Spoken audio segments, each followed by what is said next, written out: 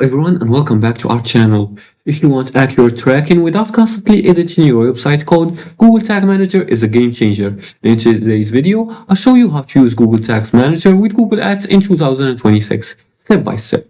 Now, before we start, you have to create a Google Tag Manager account. And to do that, you're going to go to google.tagmanager.google.com.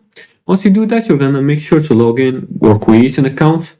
You can enter your account name and website and choose web as the container type. You will receive after that a GTM container codes. Once you do that, second step is to install GTM on your website. Now you're gonna pass the head script inside the head and pass the body script right after the body. As you can see here, we're gonna pass this code right here. You can pause the video or you can search for it in Google. And you can copy and paste this code in the body tag. And after that, you can install the GTM via your CMS like WordPress, Wix, etc. After that, you're going to create your Google Ads conversion tag. You're going to open Google Tags Manager and click on tags right here.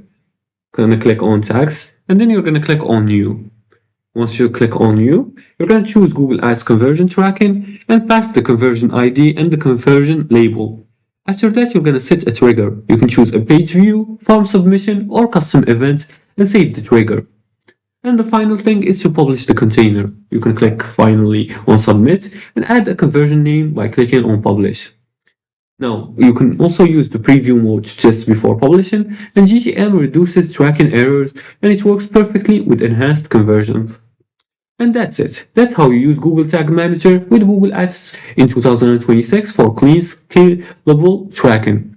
And that's it for today's tutorial. If you like this video and found it helpful, please like and subscribe and leave a comment below the video if you have further more questions about this topic. Thanks for watching and see you again in the next tutorial.